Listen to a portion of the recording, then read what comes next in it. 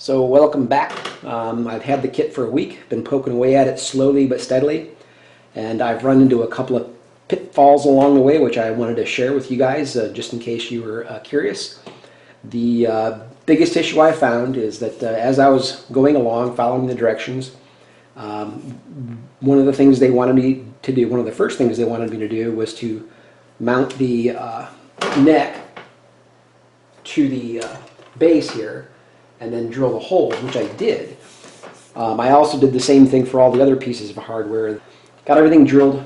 So then I put it all together and put the neck on. And what I found is that the neck was not straight, because what I did is I took two strings, the low E and the high E, put them on the guitar just to see how well they aligned with the pickups and how well they aligned with the neck. And what I found is they weren't lined up at all. The neck actually was cocked to the left a pretty good amount, and it would have been pretty much unusable almost in that state. So that sort of put a damper on my enthusiasm. But anyway, I regrouped and came up with a quick, easy fix. So since I had drilled the holes already, again, this is a complete newbie mistake. I really should have checked the alignment before I drilled the holes. But what I had to do was to, first of all, plug the holes I had drilled. I actually just plugged 3 of them and left the one because that was in the bottom corner, and it worked out well, so that actually lined up pretty well. But I drilled out the other 3, got a wooden dowel, cut 3 links, and then glued them in there with some wood glue and let them sit overnight. But the issue is that here in the body, this is just not quite as straight as it needs to be. It really needs to be shaved off a little bit here at the top. So I could have either shaved off the top, or I could have put a notch in the neck. And I actually figured that the notch in the neck would be the safest bet for me anyway, with my experience level. I just, for whatever reason, the idea of sanding this, I just thought I'd have a harder time keeping that thing straight than I would just putting a little notch in the neck. And I'm sort of glad I went this route. It actually ended up working out pretty well. So I got that carved in at an angle, and now it still fits tightly in the pocket because I didn't actually do any sanding at the base here. So the width at the base is still the same, so it's still a very tight fit at the base. But now it actually lines up perfectly, as you can see in this little image here. So managed to get that crisis resolved, and I've been moving on steadily since then. One other thing I found that I'm kind of maybe a little disappointed with is that the way they have the notch drilled for the Floyd Rose, you really are not going to be able to pull back on it to sharpen the notes, because the notch is just simply not drilled far enough back to allow that. So when you get the Floyd Rose level up against the notches here, the base of the Floyd Rose actually rests on the body of the guitar. So that means it's essentially impossible to pull up and sharpen your notes.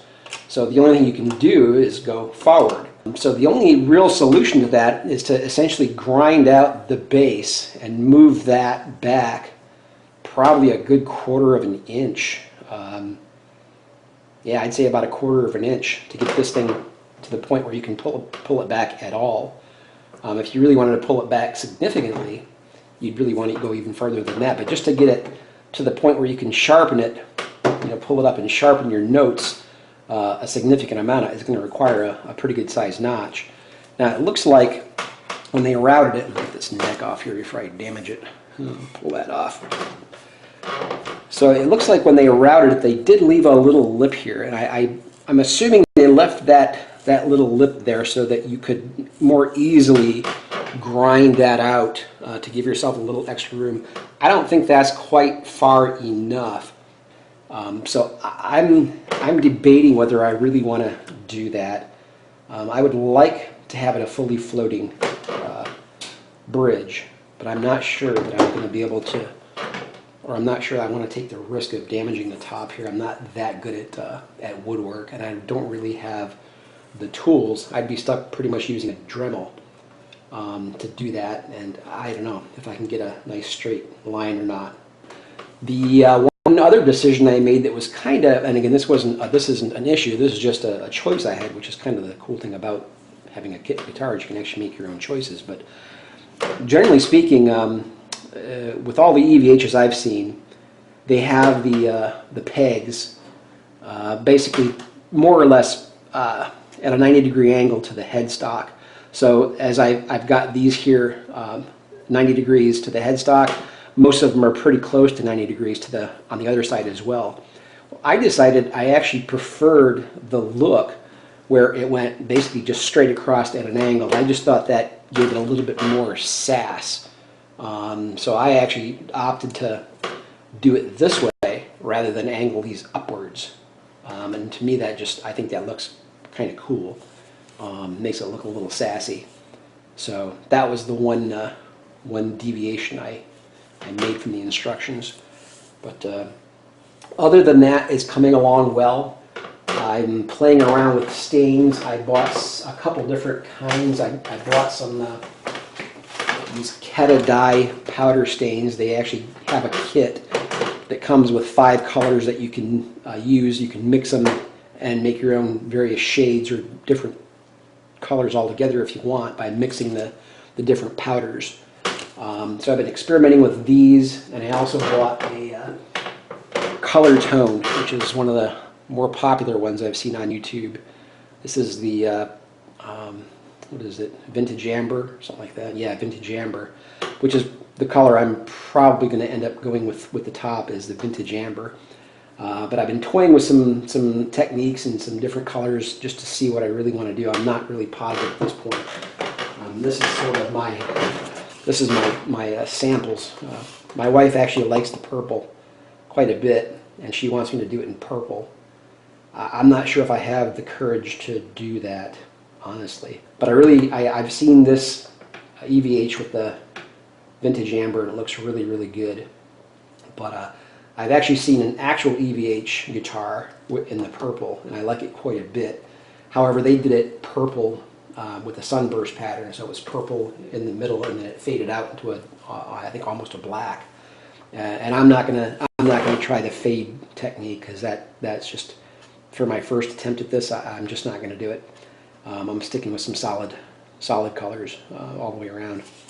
Anyway, that's what I'm doing, is I'm playing around with the stains, trying to mix these dye powders to come up with different shades to see what I'm going to go with. And my guess is I'm going to go with the safe route, since this is my first build, and I actually do want this guitar to come out looking pretty good. So I'm probably going to end up going with the amber color, because I know it's going to come out looking good with that.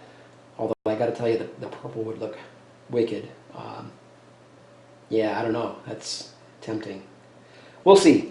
Anyway, got the back all sanded. I smoothed these little notches here so that they're not so sharp edged. I got this all sanded smooth. This ready for stain. Oh, I'm sorry. I did find one other minor issue that I got to deal with. The back plate here. Yeah, right here. So this sits here. The screw hole's there, but the way they have this routed, there's not actually enough wood here to overlap the hole in the plate. So essentially there's nothing to screw into behind that. So what I'm going to have to do is cut a little piece of wood and glue it in there so I have something to screw the plate down into. So that's the only other issue. That's a really, really minor one, which is just not worth really fretting over. The big question for me, do I risk making a mess of this top by grinding this out so I get a fully functioning Floyd Rose, or do I settle for a forward only, or do I build it as is, get it working, and then grind out later? That is another option. that is sort of a disappointment, though. I mean, I kind of wish it had come properly routed, properly sized for that, because that's the whole point of the Floyd Rose, is forward, backwards, fully floating. So, little disappointment there, but again, it's solvable. It's just I just need to get the courage to do it. So, anyway, until next time.